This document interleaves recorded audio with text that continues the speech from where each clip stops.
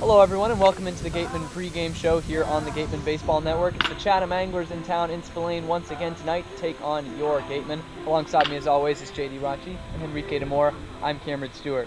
It's rarefied air for the Gatemen right now, a 2-game losing streak, and it starts with the offense. What has been going wrong with the bats recently? Well, it's just the fact that they can't hit with runners in scoring position, and they haven't been hitting the ball for power at all. We saw a couple of days ago in the YD doubleheader a couple of home runs, but that's in a very small park that's just only 360 feet to straightaway center field. So, of course, you're going to have some big bombs in that park. We saw home run after home run after home run, but last night against Hyannis in a 9-1 loss to the Harbor Hawks, in which the Harbor Hawks, for the first time this season, now lead the Western Division. The Gatemen in second place, 1 point behind them.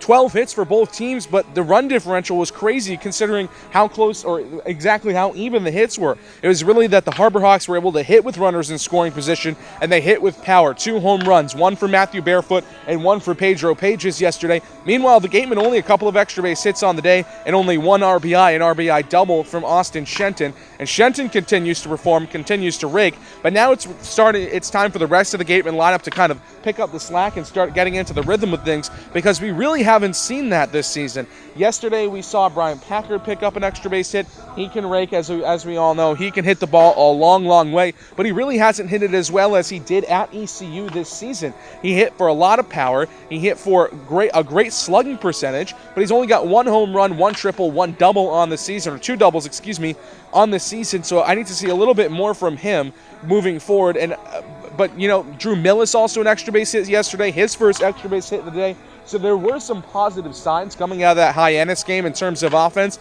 But if the Gatemen want to get back on track, snap this 2-game losing streak, and move forward and take back the lead in the Western Division, there's going to have to have more power, hit with runners on base, and just score. You can't score 1 run a game and expect to win. And when Don Sneddon talked to our Mary Orders in Game 2 of that doubleheader, it was 2-0 Gatemen. He said, listen, I'm not comfortable with the 2-0 lead, especially in this ballpark out at Red Wilson Field. It's a small ballpark, but 2-0's never a comfortable lead. It should never be. And he said, this game can turn around on the turn of a dime, and that's exactly what happened. The Gatemen moving forward have to hit with runners in scoring position. It's been a problem all season, and they just have to find a way to manufacture runs, and a big way you can do that is by putting a little bit more power into the ball. And now we didn't necessarily see this last night, but in this about week and a half spell of mediocrity, we've seen the Gatemen battle back offensively in games, and it's been the bullpen that has faltered in the end. Henrique, what's been going on with them? Well, the bullpen's a bit of a Jekyll and Hyde situation. I mean, Tyler Kaiser started off the season great. He's floundered in his last 2 starts. Connor Lunn, who was great in long relief and short relief earlier in this year, he had a tough outing yesterday against Hyannis. Ken Waldachuk, ranker down a phenomenal starting rotation for the Wareham Gatemen this year. He was off. He left a lot of pitches up in the zone. Don Sneddon said so himself. We saw it when we were watching the action. But there were some positives because 2 guys who made their first appearances, Jack Ralston of UCLA and then Tyler Ahern out of Florida State. Both pitched solid, 1-2 innings apiece. So it is good that the Gatemen do have some depth. Again, still only 1 lefty in that pen, and Lyle Lockhart Jr., and that's a little concerning. But even he had a good third of an inning in the bullpen meltdown against YD. So it's a bummer that there hasn't been a lot of consistency in the pitching staff. The starter like Ryan Garcia, for example, to bring back the Orleans game, puts together a phenomenal start, 9 strikeouts in 4 innings. The bullpen falters. The bullpen was pretty darn good, despite a 9-1 loss. Low leverage situation, I think, actually benefited their numbers in that case, because you come in, especially your first start on the Cape, you come in, you're attacking hitters, you're aggressive, you're trying to pump your fastball, show off for the scouts behind the plate. But Ken Waldachuk gave up a lot of runs, and not even too much discredit to him. Hyannis, they were just on it yesterday. There were no cheapos in that game. From the sacrifice flies to Pedro Pages home run, Matthew Barefoot with a big fly, those were not cheaply hit balls. Hyannis seems to have figured something out, and the Gatemen ran into him at the wrong time. And I think moving forward, something we've got to see from the bullpen is, you mentioned they were a little bit benefited by the less pressure on them in a low leverage situation. I know that it's tough mentally to do this, but how much you treat every situation like it's a low leverage situation. Go out, be aggressive. I know there's situational pitching. I know that in certain situations, certain number of outs, certain leads, certain deficit, you got to pitch in a certain way, but just go out there and play your game. You're here on the Cape for a reason. You're a really good pitcher. Go out and prove it. As Henrique said, there's scouts watching you all day long. You want to go pro, you got to play well. And if the Gatemen just take a second, breathe, just relax. The bullpen will be fine. We saw the bullpen start the season red hot. They were absolutely fantastic in that 4-0 stretch, as was the entire Gatemen team. So I think at this point, kind of 2-game losing streak, you're not in first place in the West anymore. Take a deep breath. Recollect yourself. recollect your winning ways, and get back on the right track. It's been a struggle for the bullpen. Ken Waldachuk not on the mark last night as well, so the Gatemen will turn to their ace tonight, Joey Matulovich, who got to meet up with our Mary Orders before the game. Thanks, guys. So, Joey, this is your 4th outing for the Gatemen. You're probably pretty comfortable by now. What are you expecting out of tonight's game? Just go out there and compete, throw strikes, and let the defense do the work, and then score some runs and hopefully get a win. And what are some of your favorite pitches to throw, or your best pitches? Mainly fastball, slider, and I'm working that changeup in there, but mainly fastball, slider. And have you been working on that changeup with Coach Lawler? Yes, I have. We've been working on it a lot. In the last outing, I threw it a lot more than I have been all summer, so it's going good. And we've talked a little bit about you were drafted by the Brewers and you're waiting to be signed. How's that process working right now? It's a constant process of conversation with the team and myself and the team, just trying to find an agreement on the money side of things. But all I can do is go out there and pitch, and that's about it. And do you hope to sign by July 6th? That would be ideal, yeah. I would love to sign by July 6th, which just happens to be my birthday. Be a cool birthday present. But yeah, whatever happens, and it all works out for a reason. Okay, great. Thanks so much, Joey. Guys, back to you. Thank you, Mary. We're going to break down our pitching matchup after these short messages here on the Gatemen Baseball Network. Earn a bachelor's or master's degree, complete a certificate, or take a single course through the Division of Continuing Education and Graduate Studies at Curry College. Classes run days, evenings, and weekends in Milton and Plymouth. To learn more about programs in business, criminal justice, education, nursing, and more, visit curry.edu. Hello and welcome back into the Gatemen pregame show here on the Gatemen Baseball Network. Should be a stellar starting pitching matchup tonight between the Anglers and the Gatemen. Both starters with ERAs under 1 for Joey Matulovich, the ace of the Gatemen staff, had .69 ERA on the year. And Hunter Gaddis, much like Daniel Simpson Day's grade point average, has no ERA. We're going to start with our man, Joey Matulovich. What do you expect from him tonight? What have you seen working for him all season? Well, pretty much everything's worked for him. As you mentioned, it's been a pretty nice year for him, a .69 ERA this season for Matulovich, and he's done it both as a starter and as a reliever. We saw him start opening night against Chatham, was excellent through 4 innings. He pitched wonderfully, did not give up an earned run in that game.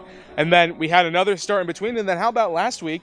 At Bourne, he comes in a pretty tough situation, already trailing in the game. The starter in that game had a bit of a rough go of it, and then Joey Matulovich comes in and shuts the Bourne Braves down and lets the Gatemen at least have a chance to come back in the game. You know, we've talked about all season he might be leaving at some point because of being picked in the 20th round by the Brewers. They should be out here to see him in a couple of weeks, might even be here tonight, and this is a perfect time for him to come out and perform well. One of the better offenses in the country, in the game, in the league, in the Chatham Anglers. So, you know, it's a good time for him to come out, command the fastball well, get the breaking pitch going. When he gets going and when he's aggressive and when he gets out in front of hitters, Joey Matulovich has been nearly untouchable this season for the Gatemen. He really has been the Swiss Army knife, completely kept them in that game at Doran Park in Bourne last week. On the other side, though, Hunter Gaddis is no slouch himself. Hunter Gaddis is one of the better pitchers in the Cape, as we said. He's got a 2-0 record, both appearances in relief, though. But through 8 innings of work here on the Cape, 8 innings of work, 8 strikeouts, no walks, no earned runs, 3 hits. You mentioned that non-existent ERA. He's had a phenomenal year to start out the Cape. This is no fluke either. He's a sophomore from Georgia State. He put up really good numbers there. A sub-3 ERA, 98 strikeouts, and 100 innings of work. And with those 98 strikeouts, that's 24 walks. Walk-to-strikeout ratio is impeccable. He can command it really well. He's got good put-out pitches. He's a power guy to go along with Matulovich. Like you said, Ken, this is going to be a heck of a starting pitching matchup. Offenses are going to have to work hard, but 2 very high-powered ones, both top 5 in batting average. But what makes Chatham scary is their ability to run on the bases. Where the Gatemen have trouble manufacturing runs, the Anglers manufacture them on the base pad. They take a lot of load off their hitters. But that pitching matchup is going to be a good one for them. A couple of changes in the Gatemen lineup, and this only their second game in the post-Bryson Stott shortstop era. We already see our second shortstop here. Who's starting there tonight? That's Zahid Valenzuela, the Cal State Fullerton Titan. He's making his first start on the Cape as a shortstop, but that was his everyday position back in Fullerton. I'm perfectly comfortable with him there. He's made a lot of really good plays, but on the other side of things, we see Oliver Dunn. We've talked about it all, since a lot of the call-ups recently, there's been a logjam in the middle infield. And Oliver Dunn is another guy fighting for playing time at second base. Him and Isaac Collins as well. Ryan Freiberg was at second base, although I imagine him being more short third base. But, Austin Shenton, obviously an everyday third baseman /DH. but Oliver Dunn, he's made some really flashy plays. The two against Orleans come to mind. He made a couple good ones against Hyannis. He's got a lot of range out there. Hasn't gotten the bat going as much, but Valenzuela's done it all. I'm really excited to see what comes of this iteration of the middle infield for the Gatemen. We talk about the post-Bryson Stott era, obviously losing their two best hitters to Team USA are the Gatemen, but they add one this week in Pavin Parks. What do we know about him? Pavin Parks going to be getting his starting debut tonight. Actually came in as a defensive replacement last night in Hyannis, but never came to the plate. Well, we're getting a really good hitter in Pavin Parks. Bats from the left-hand side. Played pretty much third base the entire season for the Kent State Golden Flashes this season. .295 average. Hit a couple of home runs. Second team All-MAC. A really good hitter. Excited to see what he brings. And you mentioned the post-Andrew Vaughn, the post-Bryson Stott era. He's actually wearing Andrew Vaughn's 16. So if 16 has any special kind of power when you put on that Wareham Gatemen uniform with the 1-6 on the back, then we could be seeing something pretty special in Pavin Parks. A 24th round pick of the Padres this year. So he's another guy that obviously Major League Scouts think he has some talent. The fact that he was a junior college guy just a year ago, this is his first season in Division I this year. He was at Seminole College earlier in his career, the first 2 years. He's still got one more year of eligibility left, but he's choosing to spend the summer on the Cape, at least for now. A temporary contract for him before maybe negotiating with the Padres at some point. But for as long as Pavin Parks is here, we're excited to see what he brings to the plate. A good left-handed hitter. This lineup is loaded with lefties. It lost one in Bryson Stott. Now you kind of replace it, but you got the Bryson Stott handedness and the Andrew Vaughn kind of pop and power. Maybe not quite on the level of Andrew Vaughn, not many guys are, but we're excited to see what Pavin Parks does tonight at third base for the Gatemen. Certainly some big shoes to fill, and our Mary Orders got to ask him about that before the game today. Thanks, guys. So Pavin, it's about your second day here on the Cape. How are you liking it so far? So far, so good. It's my first time on the East Coast, and it's been enjoyable so far. And it's your first time in the starting lineup. What are some of your expectations for tonight? Just kind of get my feet wet and just kind of play, how I know how to play, and go from there. And moving forward, what are some of your goals throughout the rest of the summer? I just want to keep improving, get better every day. That's kind of the goal of the summer for me, is just to keep improving on my game, especially offensively, and keep working defensively. And what are some things or key things you want to improve upon? Just continuing to have a good eye at the plate, and limiting strikeouts, and squaring balls up, hitting balls hard consistently. Great. And for some more fun get to know you questions now, you guys have an off day tomorrow. What does your ideal off day look like? Well, we have a pool at my host house, so I'll probably be hanging out there with a couple kids that I live with, and just kind of hanging out there, relaxing, and getting settled in, giving my body a break for a day. And you're from Ohio, and you go to school in Ohio. What is a food you miss the most so far from home? There's a couple of restaurants me and my family like to go to that have good steak and Italian food. Those probably what I miss the most, for sure. Okay, and lastly, who is an MLB player you look up to, and why?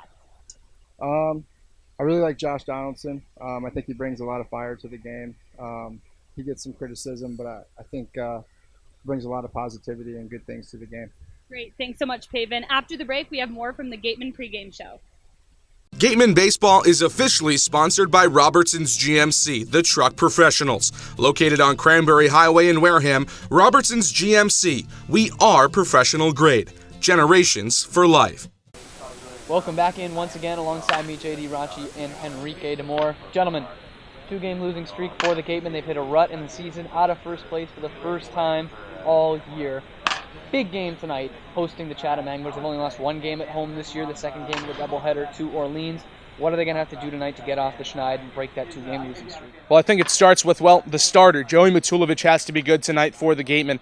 We talked about how when this bullpen has a little bit of low leverage situation, a little bit of pressure taken off them, they pitch and perform incredibly well. That's what we need to see tonight. Matulovich has to get off to a hot start because we don't want to see a low leverage situation in which the bullpen pitches well because they're down by 8-9 runs in the early going. We want to see them pitching well in a low leverage situation because they're off to a good start. The offense has gotten going. I think that starts with Joey Matulovich. He's one of the leaders on this team. His second year on the Cape, his second year with Wareham. He's got a lot of say-so in the Gatemen dugout. He's got a lot of he's one of the leaders of this club. So he's got to go out there and perform well on the mound, pitch well, command the strike zone, get aggressive, retire batters early, and get to the bats as soon as possible.